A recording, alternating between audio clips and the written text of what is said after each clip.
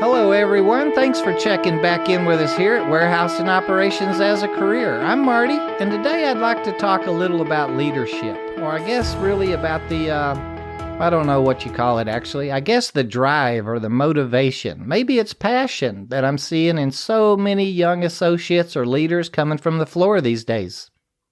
The last few months, we've talked about the lead and supervisor positions, or those first steps into the management roles. And I'm excited to hear from so many individuals that's ready to take those hurdles or challenges head on. We have Corey and Nelson on the phone with us today. You'll remember Nelson from, I believe it was episode 59. I think we were visiting with him and a gentleman named Lavoie about our startup meetings. And we have Corey. I think we were visiting with him just about 6 or 7 weeks ago, where he shared a little on the transition from unloader to unloading lead. Today we'll be following up with him on how it's going. Nelson, thanks for giving us a few minutes today, sir. How have you been? Doing well, sir. Fantastic. And Corey, how you doing, sir? You still excited about that new position? Absolutely. I'm getting fit in and everything's going really, really good. Good deal. Well, we're looking forward to talking about that a little bit today. We had a few questions about leadership and how we're always talking about responsibilities when we mention the lead and supervisor positions. One gentleman asked, aren't those just, another job? Well, they are to a point. The tasks just aren't usually as defined as others, and there's going to be some type of financials, metrics, or regulatory concerns involved. Things like that. And most importantly, the human capital or the employees that we're going to be taking care of. For those reasons, the responsibility word is going to pop up quite frequently. I was reading an article this week, not actually on leadership, but I thought it was worth mentioning today as we're talking about our successes.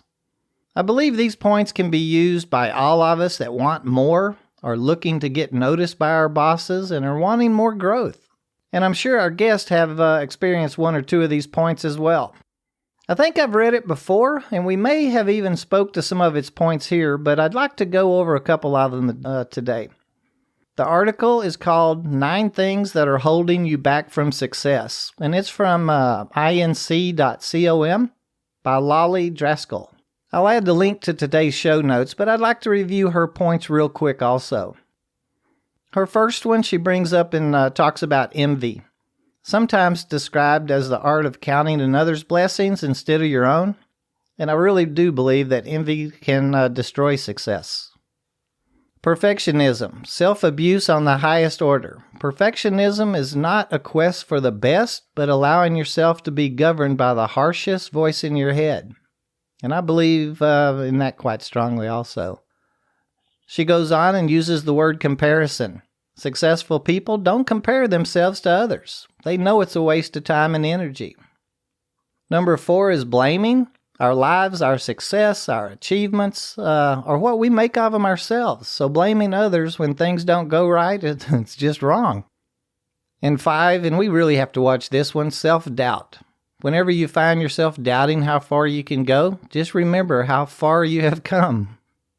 Number 6 is fear. If you're afraid of failing, you're most likely fearful to act. 7, distraction. And distraction, I think, is a career killer. Well, you may not even start the career with too much distraction. Distraction is an ever-present temptation, waiting just a few steps or clicks away. Safety. Most people will say they don't regret the things they have done, but the things they didn't do when they had a chance. And then number 9, procrastination. Hands down, procrastination is our favorite form of self-sabotage. Check these out. I only summarized each one of them, but there's some really interesting information in there. Nelson, any of these points ring any bells with you? Absolutely, sir. Self-doubt, comparison, and distraction. These 3 I struggle with a lot. Comparison, just not comparing yourself to anybody else. Everybody's path is different. Everybody's situation is different. Just, I look at another person's success. Look at yourself and where you're going. Self-doubt, kind of in the same boat. Just setting down yourself. Can I get that promotion? Can I grow? Can I learn? Just be confident in yourself. And distractions. Just focus on the task at hand. Don't get distracted on other things that don't matter. Just focus on what you want, your potential, and where you want to go. Those are all good points. And man, if we could just really focus on those, or I guess really recognize them, we could really find shortcuts to ourselves, couldn't we? Yes, sir. How about you, Corey? How many of these points can you relate to? Well, sir, perfectionism really hits home. I like to think, like, a lot of times that I want to get the job done as fast as possible and as perfect as possible, but there's times where perfect isn't always right. So there's a different route you have to take. So that's one of my greatest downfalls. There's reasons that things should be done different ways. And, you know, it takes a lot to admit these downfalls, and you just have to take them in stride and learn from it, not just dwell on it, or everybody needs to accept some sort of criticism, constructive criticism, to better themselves. And a few of these, they hit home with me, I must say. Very true. I think over the years, I've struggled with all 9 of these. I think distraction is my strongest challenge, though. I fight it over and over almost daily. I get too many projects going. Oh, and our cell phones. I'm checking the news, Flipboard, Facebook, our Twitter feed, on and on. And then there's the all those text messages, that I'm always wanting to get caught up on at breaks and lunch. Several years ago, one of my mentors told me that mobile phones, and you got to remember back then they were pretty much just phones, was going to ruin the workforce. And that was really before smartphones ever were invented. Distraction is definitely my kryptonite. So Nelson, congratulations on your recent promotion. You came from the distribution world, a very large distribution center with something like 30 lumpers, and I think it was 3 or 4 supervisors, into the facility management world, where now you're dealing with 6 or 8 groups of customers and a whole lot of people at scattered facilities. So what are some of the additional responsibilities of your new position? Well, Marty, just a lot more responsibility and a lot more multitasking. Instead of just being responsible for one facility, you got to multitask and check on all facilities at once. So it was a little learning curve, but one I wanted. And so far, it's going pretty well. I got a lot of good people around me that showing me the way, showing me the ropes, follow mentorship. So I think it's going to do well, but I've still got a long way to go. Well, I hear you're doing really well at it. And I caught you using that responsibility word yourself just then. Many of us would have thought you've got your own house, you've got a large crew under you, you got several supervisors. A lot of us would have thought, man, I've made it now. Can you share with us why you're still reaching? Where are you really headed? Sir, I would like to go to the very top. One day I'll aspire to have your job. So it's just all about keep growing, keep pushing, and keep thriving to the best. I mean, it's in this industry we're in, the sky's the limit. There's so much potential and so much growth, and you can never learn everything. So as long as you stay hungry and stay motivated to grow and take on more responsibility, I feel like that's the key. I think it really is. Would you call that motivation or drive? What would you call that you feel right in your gut? A little of both. I feel like you got to stay motivated to get where you're going. And you got to have the drive. You got to have the vision to put yourself to get there. But it's a lot of hard work. It's a lot of long hours. It's a lot of working during off hours. One of my facility got a night shift, so sometimes I get calls middle of the night. You got to answer them, and sometimes you got to go out there. But it's something you if you're not willing to do it, or you don't have that passion or that drive, you're not going to do it.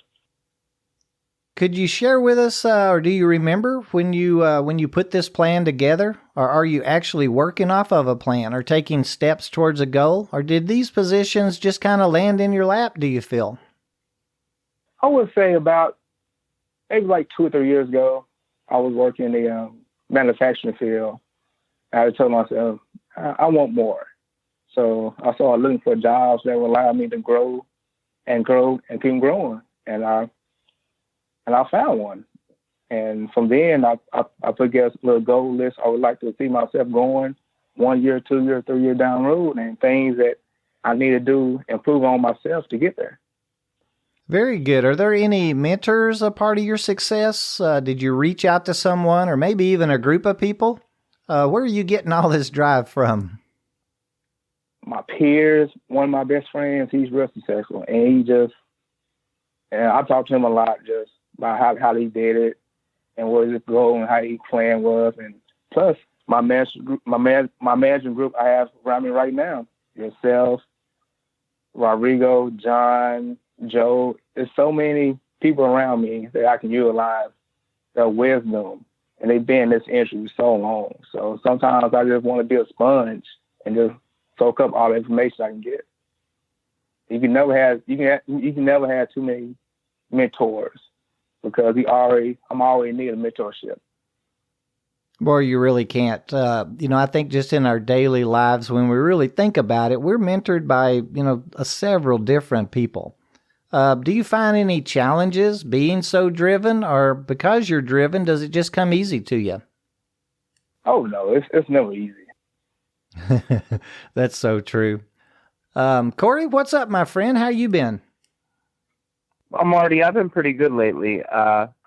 I'm blessed to be at a company with a bunch of men like myself that are ambitious, and like Nelson said, you can never have too many mentors. Like Nelson's been one of my mentors. He stopped in the facility and he helped me, showed me the ropes a little bit, and it's like just being a sponge. You got to soak up as much as you can while you can, and that's how you grow in this field. That's the way I see it. And if you're willing to put the legwork in, you're guaranteed to get results. You're exactly right. Nothing comes easy. We have to work for it.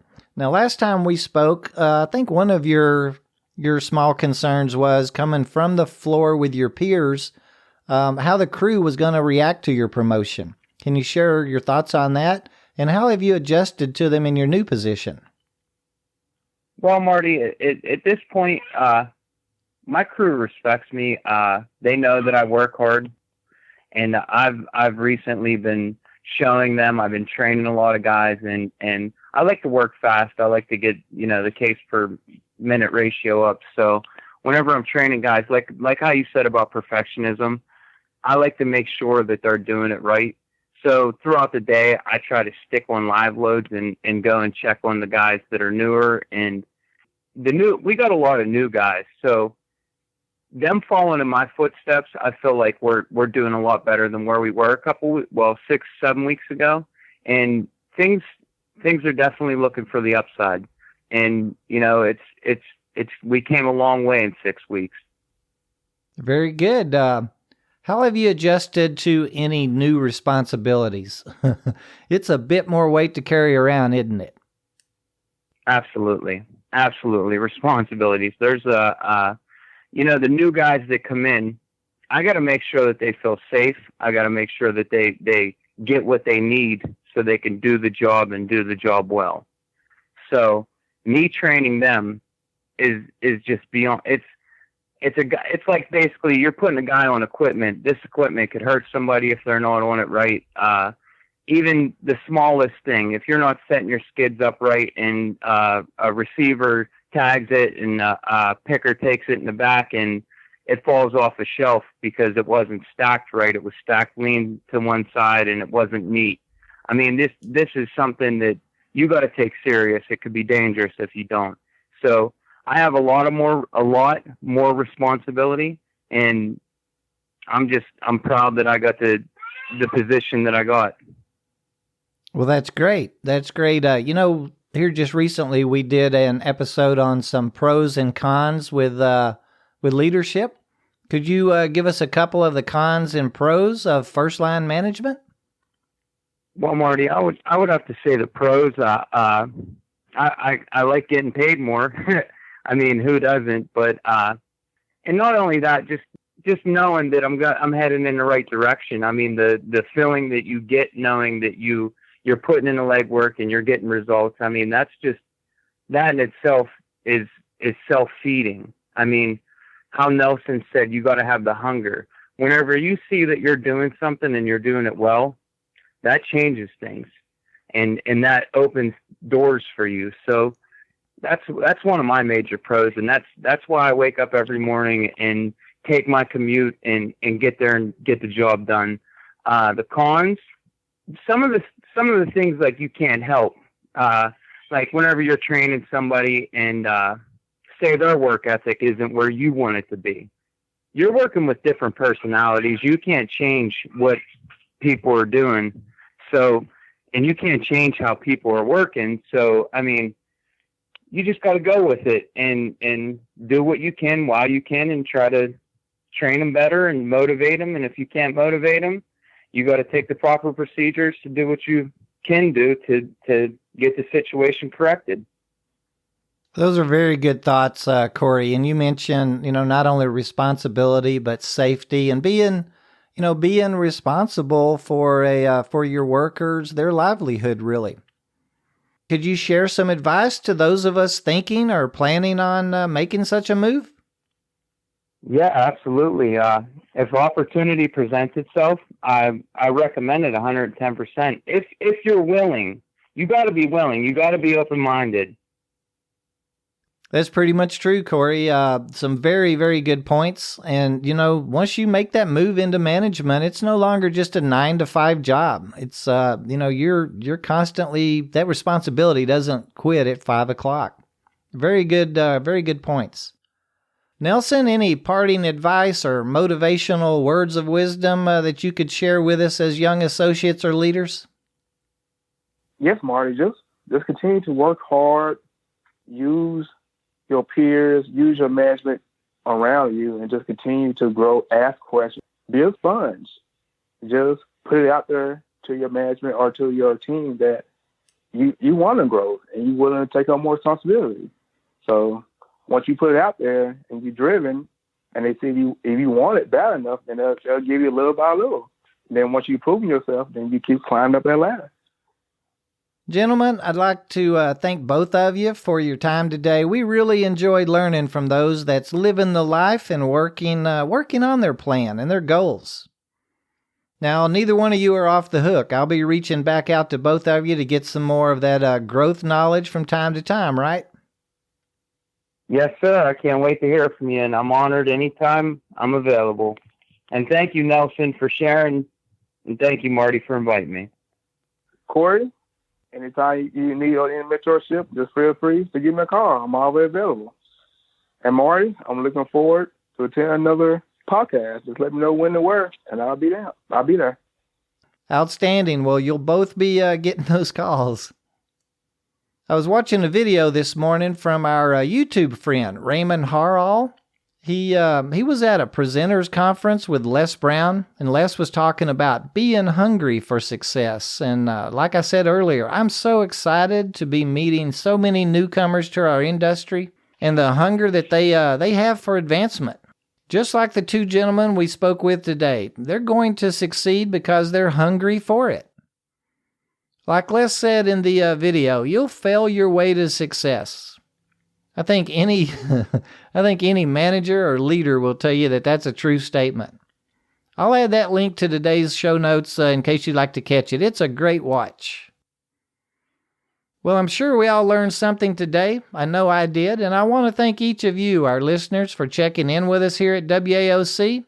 Please shoot us an email to host@warehouseandoperationsasacareer.com. with any questions from today's episode or with suggestions on topics that you'd like us to research for you. Our Facebook and Twitter feeds are, they're another great source to interact with others in the warehousing, transportation, and operations fields. And we can be found using the little @ WHSEANDOPS on both of those. If you're an equipment operator, be sure to check out and join the Warehouse Equipment Operators Community Group on Facebook. It's getting to be pretty active as well. Until next week, let's all speak up at our next startup meeting and point out at least one safety practice we know could be improved upon.